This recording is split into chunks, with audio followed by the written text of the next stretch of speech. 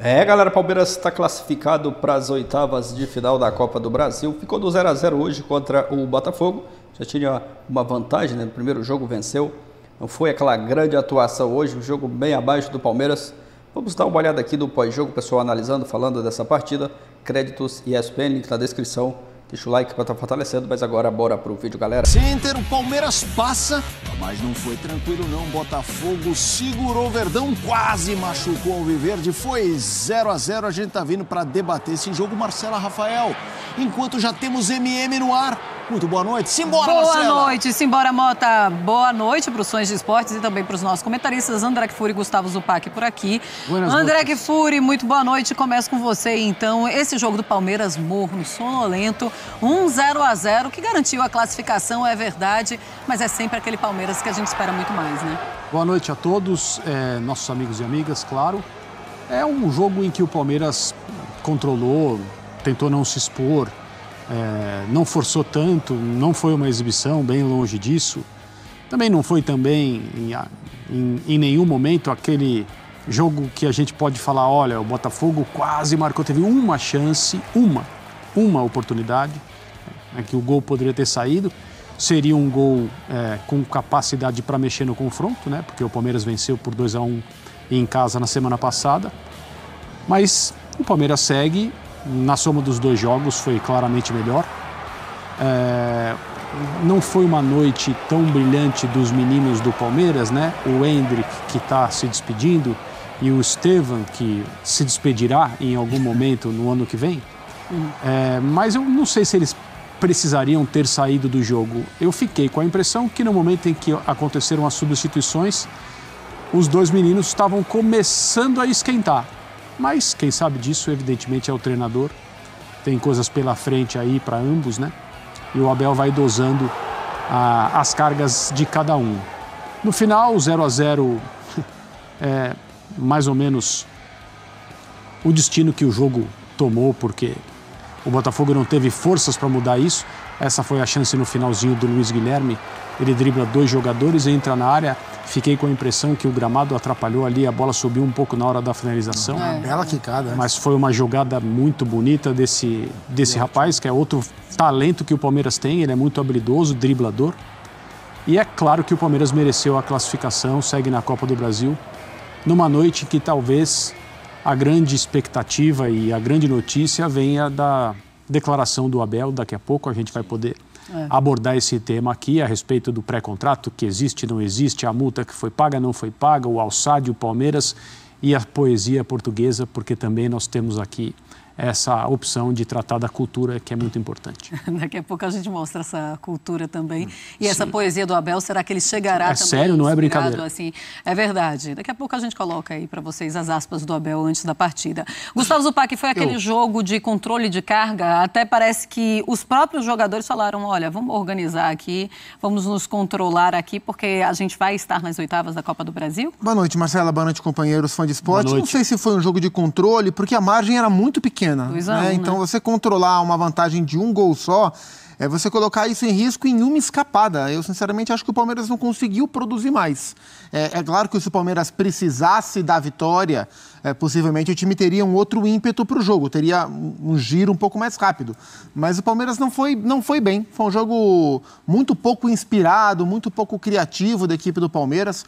No primeiro tempo, por exemplo, o Palmeiras foi dar o seu primeiro e único chute da primeira etapa com 43, num chute torto do Estevam. O Palmeiras foi acertar o gol do João Ricardo na segunda etapa. E como disse o André, isso não quer dizer que o Botafogo pressionou. Por exemplo, ontem a gente falou aqui sobre a derrota do Galo para o Sport, porém, classificação. No jogo do Galo, o Sport pressionou e mereceu uma vitória larga. Teve a vitória magra. O Botafogo também não conseguiu jogar. E o Botafogo é da mesma divisão do Sport, embora o Sport seja melhor. Então foi um jogo ruim como um todo, em um gramado também ruim. Concordo com o André quanto à questão dos meninos, especialmente do Hendrick. O momento em que ele saca o Endrick, eu imaginei que ele fosse sacar o Rafael Veiga, que estava muito apagado, e o Luiz Guilherme gosta de jogar na função do Rafael Veiga. Sim. E esse trio, Luiz Guilherme, Estevão e Endrick juntos, foi o trio que deu uma bagunçada e uma clareada naquela virada espetacular do Palmeiras em Quito contra o Del Valle. Então, quando eu vi o Mike e o Luiz Guilherme para entrar, eu imaginei que ele fosse tirar de fato o Estevão para colocar o Mike, mas que ele fosse sacar o Veiga. O Endrick estava no momento de crescimento, penúltimo jogo a princípio do Endrick pelo Palmeiras, de fato um ritmo de despedida. Mas assim, o Palmeiras não precisou jogar mais, então jogou o que precisava, levou o resultado que precisava, avança na Copa do Brasil, mas eu imagino que o Abel, que muitas vezes é muito transparente em relação ao sentimento dele do jogo, acho que ele vai tocar nesse ponto, que hoje o Palmeiras não entregou aquilo que ele e Abel imaginava que o Palmeiras pudesse entregar. André, a gente tem alguns pontos, alguns jogadores abaixo, como disse o Zupac, né? Obviamente, quando um time não tem uma boa performance, não dá para elencar 1, 2, né? Claro. É um todo. Mas quem te chamou mais atenção nessa escala de abaixo, talvez não só pegando esse jogo, mas de um momento que talvez não esteja nesse ritmo? Entre os dois? Não, entre todo mundo? Elenco. Lado ao viver. Ninguém me chama a atenção por não estar bem. A gente tem visto, e isso tem sido um assunto debatido já, que o Gustavo Gomes, em determinadas situações, não tem mantido o nível que ele acostumou a torcida do Palmeiras a ver, a todos nós. E muito provavelmente isso tem relação direta com determinados esquemas de marcação usados pelo Abel, em que, às vezes, o Gomes é obrigado a perseguir jogadores. Isso aconteceu no primeiro jogo entre Palmeiras e Botafogo. No lance do segundo gol, aí tem uma pegadinha, muito bem explicada pelo Fernando Praz no comentário a respeito do gol. Se o fã de esportes lembra, essa é o gol do Botafogo no Allianz Parque é uma situação na qual o Gomes sai para perseguir e no domínio de bola ele perde a jogada. A jogada segue, tem um drible dentro da área, um belo gol do jogador do Botafogo. O Praz explicou bem na transmissão que o jogador, na verdade, erra o domínio. Ele domina a bola de costas para o Gomes de um jeito que ele não queria fazer e o Gomes acaba levando um drible que é um drible involuntário. Mas a situação, no contexto que eu mencionei, é uma dessas que tem colocado o Gustavo Gomes, que sempre teve com a camisa do Palmeiras, quase sempre, atuações muito acima da média. A gente falou há pouco tempo a respeito de ser um jogador que tem padrão internacional, embora já tenha estado, né? E depois saiu da Europa. Mas talvez, hoje, por exemplo, eu não tive a atenção chamada por ninguém que tenha tido uma atuação muito abaixo do que é o normal. O Palmeiras jogou ali nos 60%, 65% daquilo que é o seu potencial. E eu não estou nem falando de atuações brilhantes, estou falando do que é o normal competitivo de uma equipe que há muitos anos vem aparecendo e bem em quase todas as competições. Ô Zupa, mas o Veiga não é esse jogador que está um pouco abaixo, mas não é de hoje. E aí uma partida como essa, contra o Botafogo, fica todo mundo naquela expectativa, olha, ele vai voltar a jogar esse futebol e não é isso que a gente viu mais uma vez? Ele não está conseguindo até aqui reencontrar o seu nível padrão, o nível que ele está acostumado a jogar e que a gente está acostumado a esperar dele. Existem 2 pontos fora dessa curva, que foram os 2 jogos contra o Liverpool pela Conmebol Libertadores. No jogo aqui de São Paulo, ele contribuiu com 3 assistências. Acho que não existe um termo para hat-trick de assistências, mas ele fez isso aí. E no jogo lá de Montevidéu, na semana passada, ele fez 2 gols. Né? Então, assim, os jogos contra o Liverpool foram os jogos bons do Veiga nesse recorte um pouco mais amplo. No mais, ele está com dificuldade de entregar o jogo que ele faz. E o Veiga não é aquele cara, aquele meia pensador do passe, não é. Ele é um meia de chegada. Ele é um cara que verticaliza o jogo, é um cara que faz gol, que pisa na área, que bate falta muito bem, que bate pênalti muito bem. E ele está um pouco abaixo mesmo. E a explicação para isso já foi mudança tática, quando o Abel usou o Veiga um pouco mais como um meia, um pouco mais pela esquerda, mas agora ele está jogando mais no espaço dele, alternando com o Endrick, né? Porque eu gosto quando os dois jogam juntos, porque o Endrick volta muito. O Endrick não gosta de ser um 9 referência. E aí o Veiga ocupa esse espaço. E quando o Endrick está mais por dentro, o Veiga passeia um pouco mais próximo da direita, onde está o Estevão. Mas não é o Rafael Veiga no melhor nível. Por exemplo, o Veiga era um cara que a gente imaginava, dentro desse momento de seleção brasileira, que o Dorival passa a olhar um pouco mais para o futebol jogado aqui, que o Veiga, enfim, pudesse ser reconhecido pelo que ele vem fazendo há muito tempo. Mas não é um grande momento técnico dele, e acho que por isso também ele fica um pouco mais à margem dessa discussão. Claro que a gente está esperando as entrevistas, a gente tem vários assuntos para ir fatiando esse jogo, mas foi citado aqui o Endrick também, quando o Zupac falava sobre as substituições e tudo mais, e ele está nessa regressiva, André, de saída com adiamento de partidas do Brasileirão, o número que era X foi para X-2 por enquanto. Eu queria que você falasse um pouco do que isso pode gerar para um jogador. Assim, a gente costuma falar sobre estreias, mas não é sempre que a gente tem um jogador com uma despedida que você sabe quando vai acontecer. Você acha que isso pode ter o seu peso? Aconteceu com o Vinícius Júnior no Flamengo, né? Com o Gabriel Jesus no próprio Palmeiras. E assim, o Gabriel foi para o Manchester City, depois, evidentemente, para o Arsenal, teve passagens pela seleção brasileira, foi a 2 Copas do Mundo.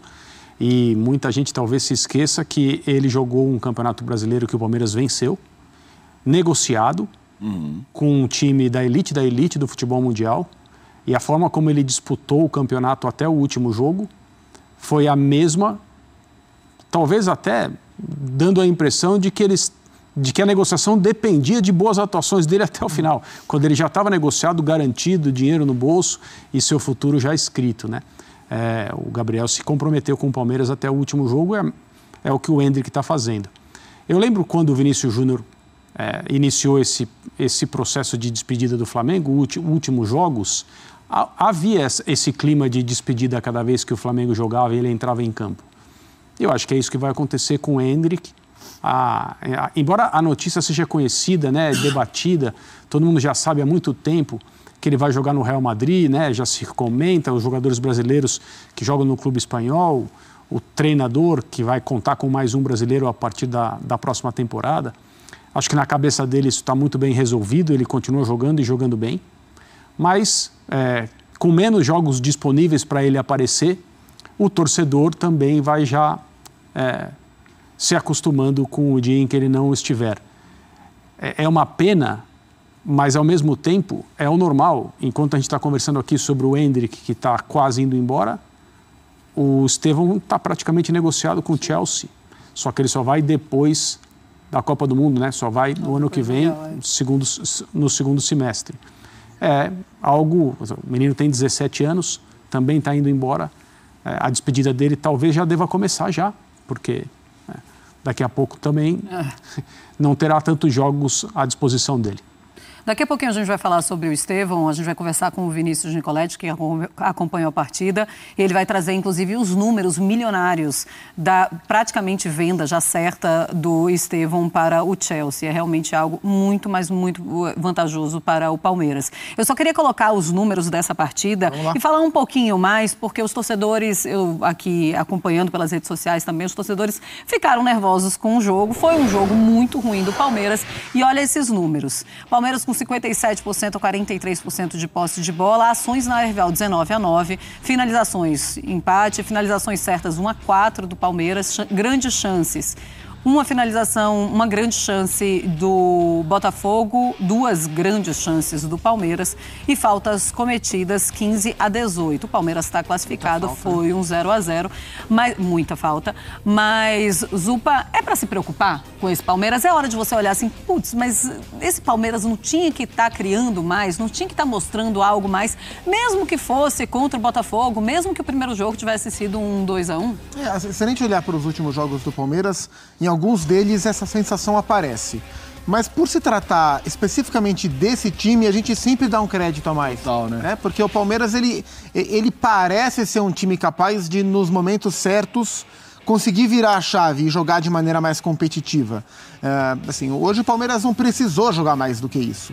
No dia em que o Palmeiras precisar e não conseguir mostrar esse mesmo desempenho, aí eu acho que o alerta vai ser mais forte. Mas em vários momentos das temporadas mais vitoriosas, e foram todas, né, de alguma forma vitoriosas desde que o Abel Ferreira chegou, em algum momento a gente viu o Palmeiras com com uma sequência um pouco maior, um pouco menor, de jogos desse nível. Então acho que isso faz parte desse Palmeiras. É que a gente sabe como as coisas terminam, com o Palmeiras vencendo e mostrando competitividade. Então isso acaba sempre atenuando. Mas não foi um bom nível de jogo mesmo. O Palmeiras teve muita dificuldade para colocar os meninos em condição de jogo. O Lázaro, no primeiro tempo, praticamente não pegou na bola. Tanto é que ele sai no intervalo e o Rony entra em seu lugar para jogar aberto pela esquerda. Aí, a hora que o Endrick saía da área para fazer um movimento mais para a direita ou mais para trás, aí o Rony fechava em diagonal para ser um pouco desse falso centroavante. O Piquerez subia um pouco mais pela esquerda. O Palmeiras ia se movimentando da esquerda para dentro a partir do movimento de retração que o Endrick fazia. O Palmeiras até teve no primeiro tempo umas 2 chances em bolas em profundidade, bola da intermediária em profundidade, buscando o Endrick ou buscando o Estevão, mas com a bola no chão, construindo, tentando por algum tipo de aproximação, o Palmeiras não conseguiu.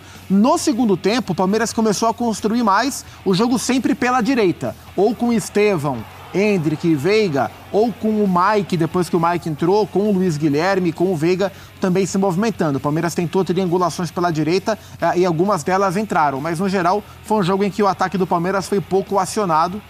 A gente viu aí, por exemplo, uma das melhores chances da segunda etapa, uma jogada individual do Luiz Guilherme. Gosto muito quando ele vem por dentro. Ele pela direita é bom jogador, mas ele quando ele vem por essa faixa central, ele ganha ainda mais qualidade, é um jogador muito vertical.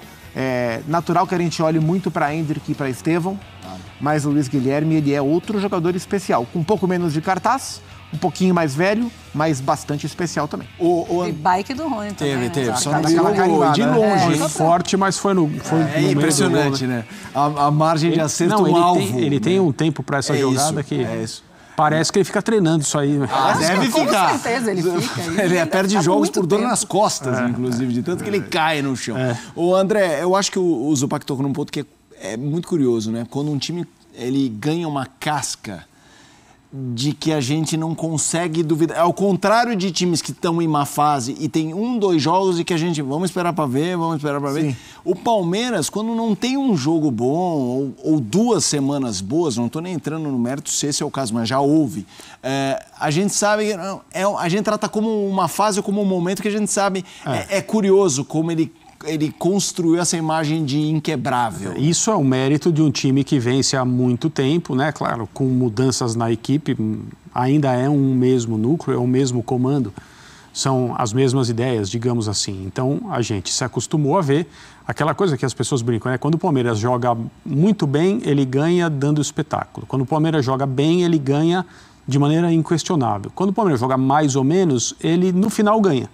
Quando o Palmeiras joga mal, ele empata. De vez em quando, o Palmeiras joga mal e perde. Como foi contra o Atlético Paranaense, que perdeu justamente para o Barueri. Esse ano, a gente teve algumas, assim, um pouco a mais de atuações no nível mais baixo do que o costumeiro. Sim. Mas, ainda, digamos, estamos no início do Campeonato Brasileiro, as coisas na Libertadores vão começar a esquentar. Copa do Brasil, a gente viu hoje um adversário bem inferior sendo superado nos 2 jogos pelo Palmeiras, mas não com a distância de jogo que a gente imaginava que ia haver. Mas o mérito que o Palmeiras tem é esse lastro que ele já deu para o seu torcedor, de que as coisas no final acabam se acertando, o Palmeiras disputa títulos e, com frequência, nos últimos anos, os vence. Isso é um bônus de um trabalho de médio e longo prazo que tem sido feito por essa comissão técnica com esses jogadores. Hoje o meio de campo foi Zé Rafael, Rios e Veiga, né? Sim. Talvez a melhor escalação seja Zé, Aníbal Moreno e Veiga. O Aníbal entrou no lugar do Entrou no Rios. minuto 56, se não me engano. Cartão amarelo. Né? Entrou no lugar do Rios. O Rios ficou amarelado logo cedo, poderia ter sido expulso. Eu não concordaria, eu acho que a falta que ele fez no segundo tempo já com o cartão amarelo foi uma falta normal, embora o time do Botafogo tenha feito pressão. E talvez o Abel tenha tirado justamente para não correr esse risco de ficar com 1 a menos. Depois ele tira o Zé pelo mesmo motivo e coloca o menino. E aí aquela substituição estratégica para não perder o jogador por expulsão.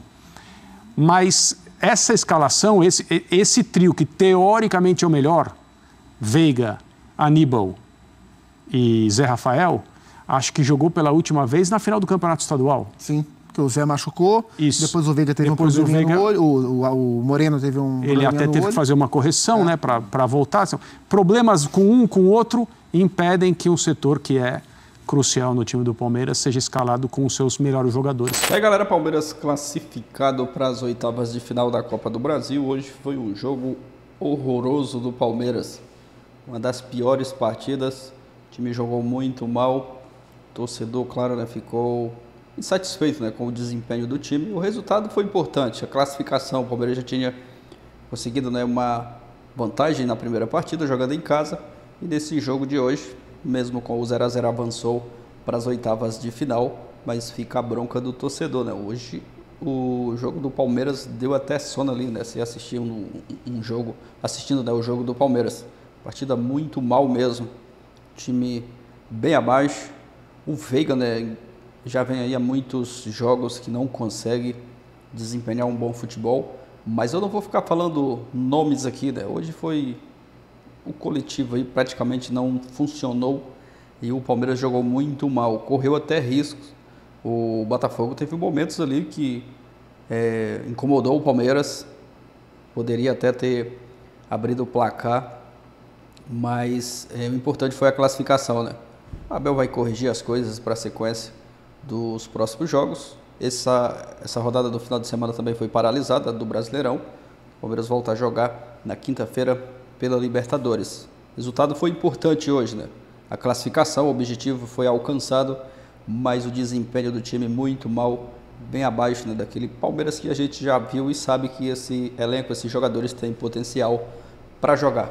Deixa a sua opinião aqui abaixo, deixa aquele like para estar fortalecendo. Valeu e até a próxima, galera.